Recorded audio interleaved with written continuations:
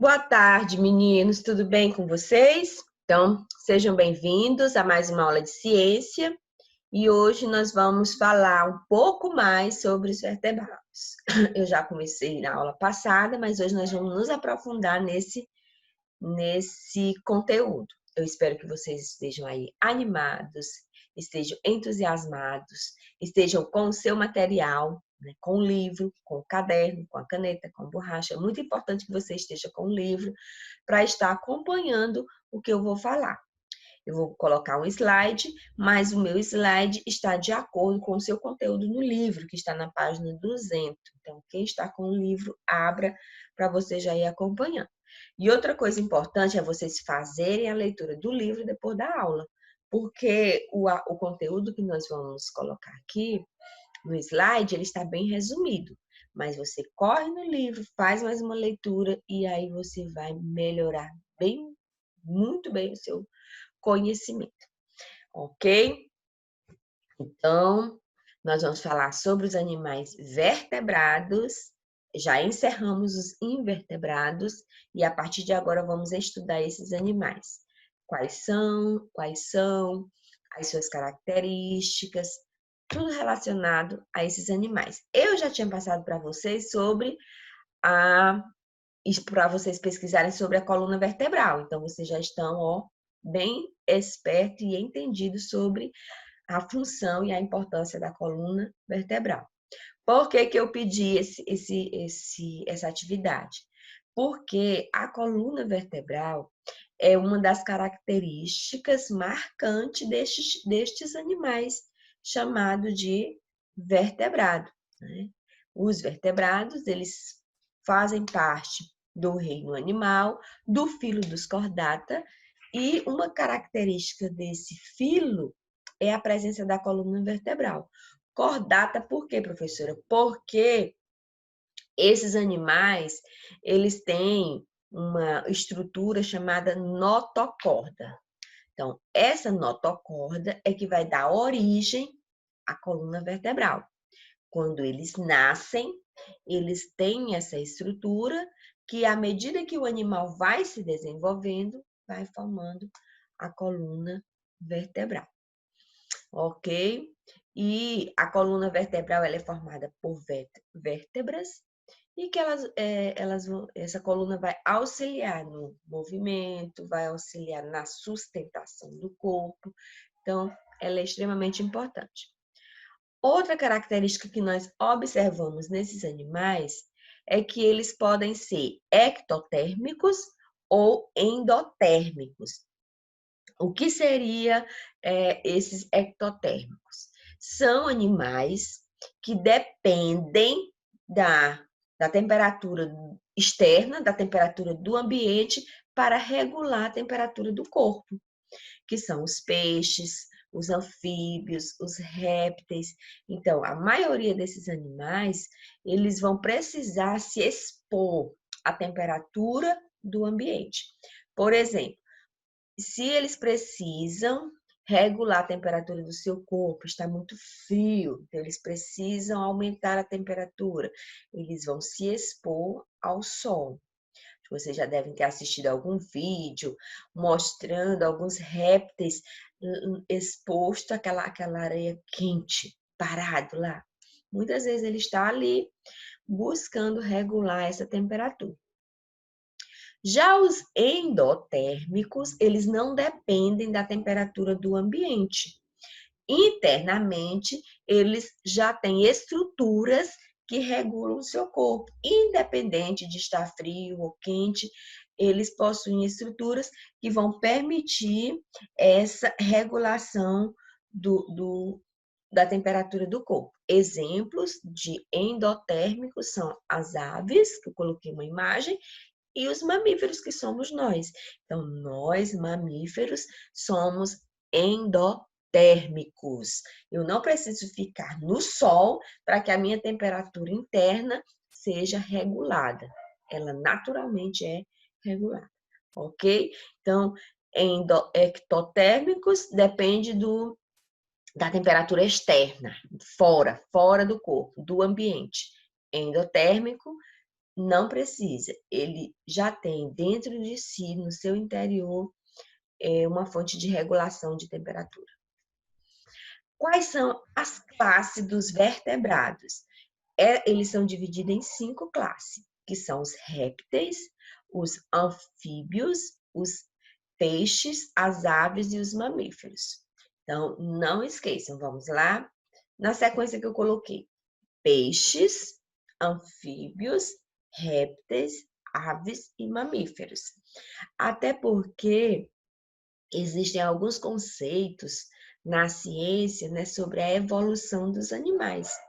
E eles acreditam que os animais, os seres vivos, eles evoluíram a partir dessa sequência: peixes, anfíbios, répteis, aves e mamíferos.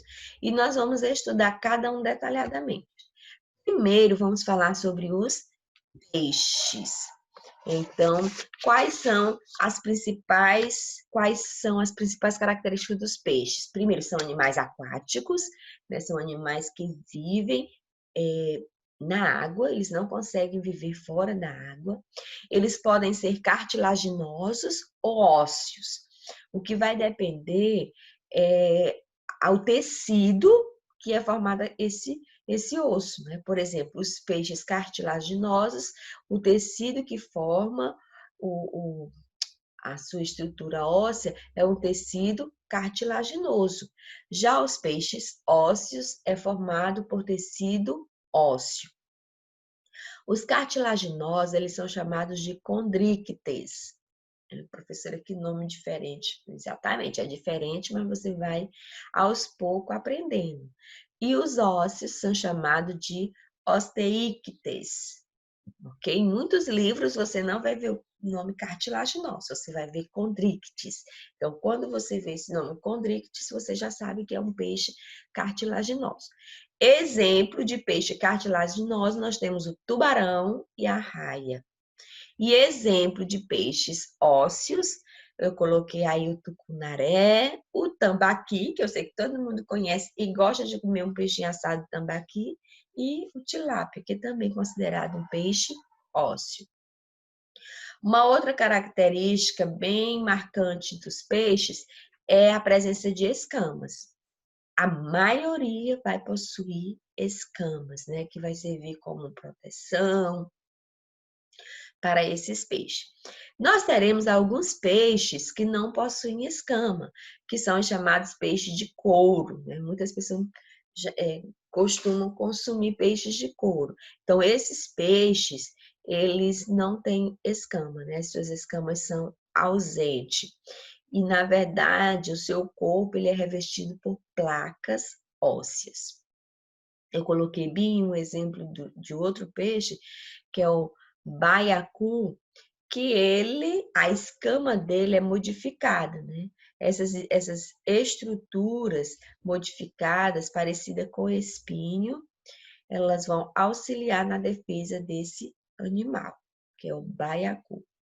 Então, a escama é modificada no formato de espinhos. Então, aqui nós temos as principais tipos de nadadeira do peixe. A que fica no dorso, nas costas, e a que fica no ventre, na barriga. No ventre, nós vamos ter a nadadeira peitoral e a nadadeira pélvica, que elas vão auxiliar o peixe a subir. Nós vamos ter também a nadadeira anal, nós vamos ter a nadadeira caudal, a adiposa, né? Alguns peixes têm essa nadadeira, a dorsal. A dorsal e a anal vão ajudar no equilíbrio do peixe. E a nadadeira e a adiposa também. E a caudal vai ajudar no impulso. Então, o peixe ele vai dar aquele impulso para frente através da nadadeira caudal. Nós vamos ter também essa linha lateral, vocês observam aqui, ó, que é uma estrutura sensorial do sistema nervoso do peixe. É através dessa estrutura que o peixe consegue perceber o ambiente. Interessante, né? Todo peixe, quando a mamãe e o papai comprar um peixe, vai lá e observa. o peixe, o tambaqui, o tilápia, eles vão ter essas estruturas bem evidentes. As nadadeiras, nem todos os peixes terão todas essas nadadeiras.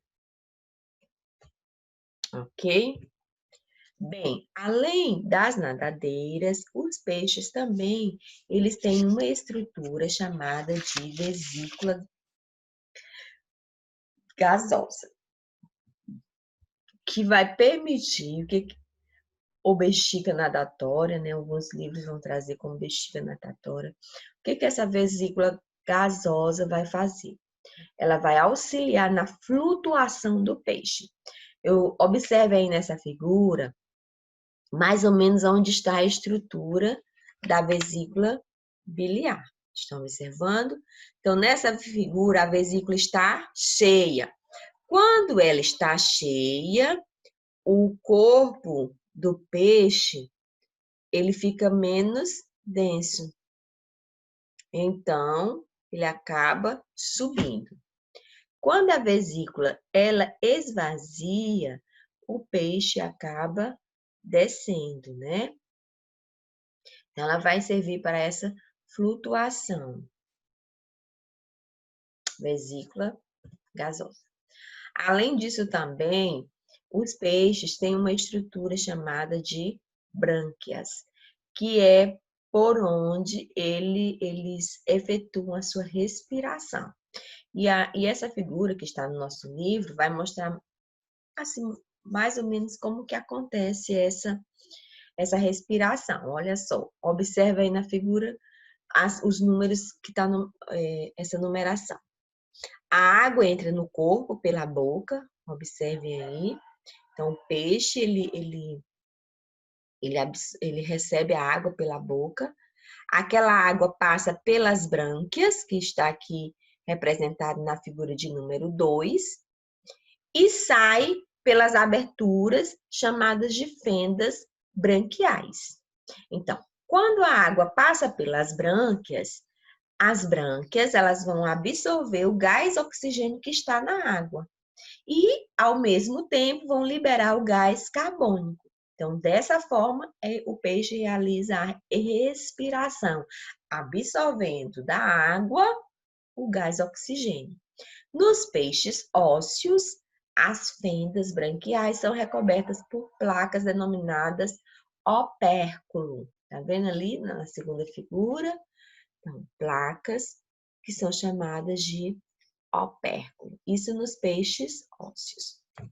Então, por onde os peixes respiram? Pelas brânquias. Como que acontece essa respiração? As brânquias, absorvem o gás oxigênio que está presente na água, que entra através da boca do peixe. Assim, ela absorve o oxigênio e libera o gás carbônico. Com relação à reprodução dos peixes, os peixes cartilaginosos têm a reprodução, né? A fecundação vai acontecer de forma interna, e nos ósseos, a fecundação vai acontecer de forma externa. Como é isso, professora? A fecundação de forma interna quer dizer que ela vai acontecer dentro do corpo do indivíduo. A fecundação externa quer dizer que vai acontecer fora do corpo do indivíduo, em um ambiente externo. No caso dos cartilaginosos, eles possuem estruturas aonde o gameta masculino se junta com o gameta feminino dentro do corpo da fêmea. Então, vai acontecer o acasalamento.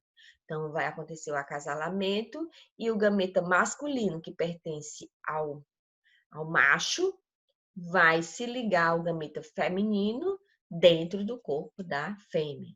No caso da reprodução externa, essa fecundação ela vai acontecer fora.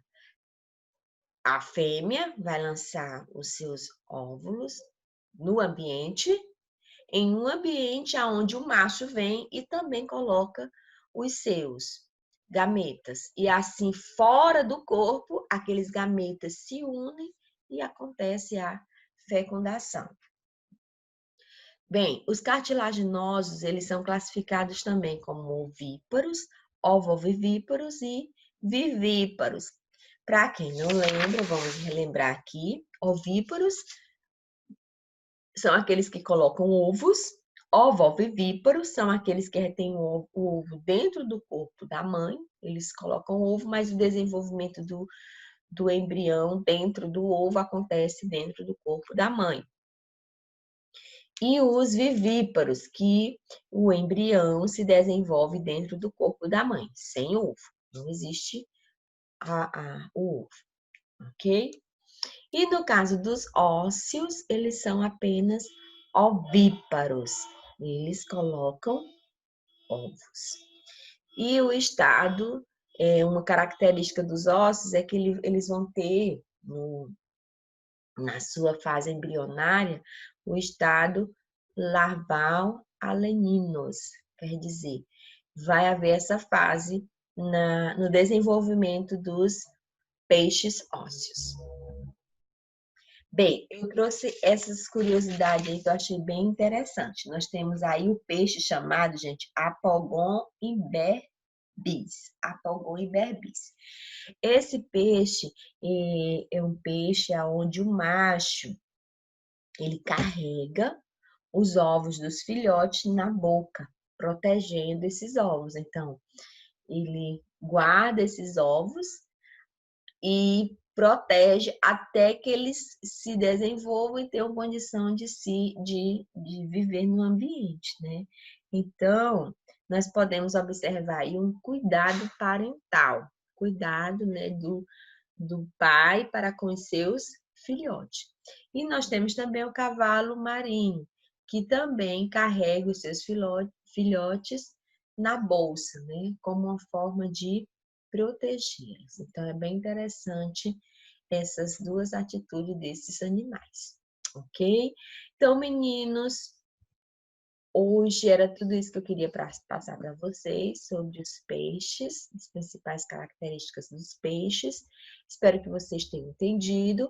Qualquer dúvida, mandem aí no grupo para a gente tirar. Eu sei que o assunto ele é extenso, então vocês também vão ter que estudar, ler, fazer a leitura do livro.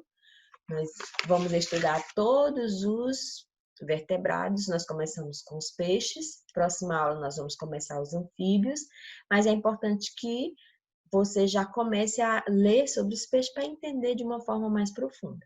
Vai ficar aí a tarefa da página 207 e 208 para você fazer.